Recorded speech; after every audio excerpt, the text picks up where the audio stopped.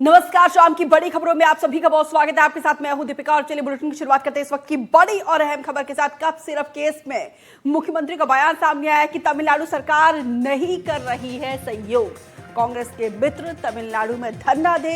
तमिलनाडु सरकार ने licence renew आखिर क्यों किया, ये सवाल पूछा गया है। राहुल गांधी तमिलनाडु जाकर देखे, हमारी सरकार किसी को नहीं छोड़ने वाली है। तमिलनाडु में बनाई गई थी जहरीली सिरप और सिरप में मैन्युफैक्चरिंग मिस्टेक था। रिपोर्ट आने के बाद सिरप बैन की है। यहाँ पर देखिए, सीएम का ये कहना है कि तमिलनाडु सरकार जो है बिल्कुल भी कोऑपरेट नहीं कर रही है, सहयोग नहीं कर रही है। कांग्रेस के मित्र तमिलनाडु में धरना दे, ये भी कहा है और साथ ही सवाल पूछे तमिलनाडु सरकार से कि आखिर लाइसेंस रिन्यू क्यों किया गया। राहुल गांधी को कहा है कि तमिलनाडु में जाकर देखें, हमारी सरकार किसी को भी नहीं छोड़ने वाली है। तमिलनाडु में बनाई गई थी जहरीली सिरप और सिरप में मैन्युफैक्चरिंग मिस्टेक था।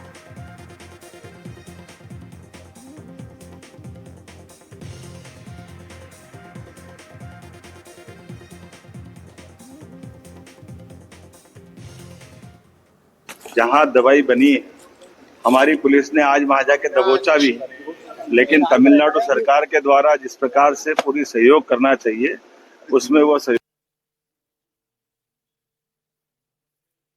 जहां दवाई बनी हमारी पुलिस ने आज वहां जाके दबोचा भी, लेकिन तमिलनाडु सरकार के द्वारा जिस प्रकार से पूरी सहयोग करना चाहिए उसमें वो सहयोग नहीं कर रहे हैं।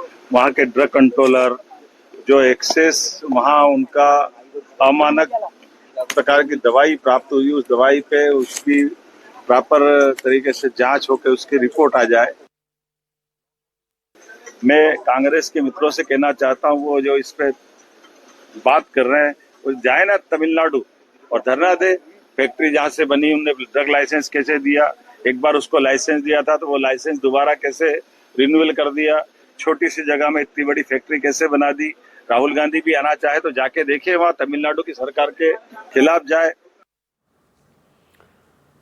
उधर कप सिरप केस में जीतू पटवारी का भी बयान सामने आया। लगातार बढ़ रहा मौत का आंकड़ा। सीएम स्वास्थ्य मंत्री के दौरे से मदद नहीं मिलेगी, चिकित्सा सुविधा अच्छी होने से मदद मिलेगी। देखिए यहाँ पे वार पलटवार का दौर जारी है। लगातार बच्चों की संख्या मौत की बढ़ती जा रही है, जिससे पूरा मध्य प्रदेश एक तरह से उद्वेलित भी है और दुखी भी है।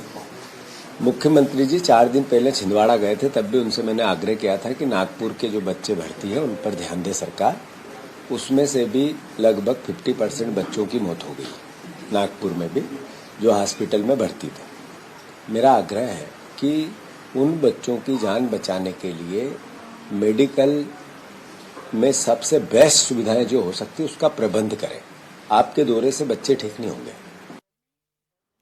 आकाश द्विवेदी ज्यादा जानकारी के साथ जुड़े हैं। आकाश, त्रासदी है मध्य प्रदेश के लिए जिस तरीके से मौत का आंकड़ा बढ़ता जा रहा है, उधर इस पूरे मामले को लेकर सियासत भी खूब हो रही है, खूब वार पलटवार हो रहा है। मुख्यमंत्री ने अब कांग्रेस पर जमकर निशाना साधा है और खास तौर पर मुख्यमंत्री ने कहा है कि जो कांग्रेस के साथी हैं, यानी कि राजनीतिक रूप से जो डॉक्टर मोहन यादव के साथी हैं, वो जिस तरीके की बात कर रहे हैं, उन्हें सबसे पहले तमिलनाडु जाना चाहिए और वहां पर धरना देना चाहिए कि दवाई कैसे बनी, उन्होंने ड्रग लाइसेंस कैसे दिया। क्योंकि कांग्रेस से समर्थित की सरकार तमिलनाडु में है, ऐसे में तमिलनाडु सरकार को लेकर कई तरीके की बातचीत बीजेपी के लोग कर रहे हैं।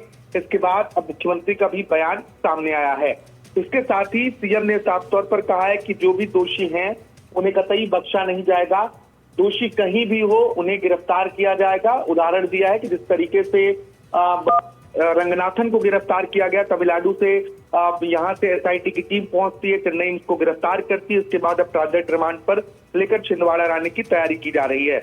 मुख्यमंत्री ने यह भी कहा है कि यह बात सही है कि जहां दवाई बनी वहां हमारी पुलिस ने आज जाकर जो कंपनी का मालिक है उसे गिरफ्तार किया, लेकिन तमिलनाडु सरकार के द्वारा जिस तरीके से सहयोग मिलना चाहिए उसमें वह सहयोग नहीं कर रहे हैं। यानी कि एमपी सरकार को तमिलनाडु सरकार की तरफ से पर्याप्त सपोर्ट नहीं मिल पा रहा है, जिससे बहुत तेजी से इस मामले में कार्रवाई हो सके। ये तमाम बातें मुख्यमंत्री डॉक्टर मोहन यादव ने कहा है। इसके साथ ही ये भी कहा है कि राहुल गांधी भी आना चाहें तो जाकर देखिए तमिलनाडु में वहां की सरकार के खिलाफ जाएं और जो प्रभावित पक्ष हैं, जिन दवाइयों से बच्चों की जान गई, उसको लेकर हम लगातार कार्रवाई कर रहे हैं। क्योंकि आज मुख्यमंत्री खुद नागपुर पहुंचे थे और वहां पर अस्पताल में जो बच्चे बीमार हैं, जिनका इलाज चल रहा है, उनसे मुलाकात की, उन्हें ढांढस भी बनाया। राज्य सरकार ने ये भी तय किया है कि जिन बच्चों का भी इलाज चल रहा है उनका पूरा खर्च का वहन राज्य सरकार करेगी। हालांकि विपक्ष ये कह रहा है कि बच्चों को जो सही इलाज है वो मुहैया नहीं हो पा रही है, अच्छे अस्पतालों में उन्हें भर्ती कराया जाना चाहिए। उदाहरण राजनेताओं को की दी जा रही है कि अगर राजनेता परिवार से कोई होता तो उसे एयरलिफ्ट करके और बेहतर अस्पताल में ले जाते। लेकिन न सिर्फ इलाज बल्कि जिन बच्चों की मौत हुई है उनके परिजनों की कमर टूट गई आर्थिक रूप से, क्योंकि कई लोगों ने कर्ज लेकर इलाज कराया। तमाम तरीके के सवाल उठ रहे हैं। मध्य प्रदेश के स्वास्थ्य राज्य मंत्री भी तमिलनाडु सरकार को ही दोषी ठहरा रहे हैं। पहले ये कह रहे हैं कि सबसे ज्यादा जो जिम्मेदारी बनती है वो तमिलनाडु सरकार की बनती है। हालांकि चूक मध्य प्रदेश में भी हुई है, क्योंकि जो बाहरी राज्य से दवाइयां आती हैं उसकी मध्य प्रदेश में किसी तरीके से टेस्टिंग नहीं होती, सिर्फ रैंडम सैंपलिंग की जाती है। एनडीटीवी ने जब उनसे सवाल किया कि क्या आगे इस बात को लेकर ये योजनाएं बनाई जाएंगी कि जो दवाइयां दूसरे राज्यों से मध्य प्रदेश में सप्लाई होती है, क्या उसको लेकर अब टेस्टिंग की योजना है, तो उन्होंने कहा जरूर इस मामले पर आगे विचार किया जा रहा है। हालांकि देखना होगा कि अब जो अन्य राज्यों से दवाएं सप्लाई होती हैं उसको किस तरीके से मध्य प्रदेश के मार्केट में उतारा जाता है। जी बहुत बहुत शुक्रिया आकाश, जानकारी देने के लिए विस्तार से।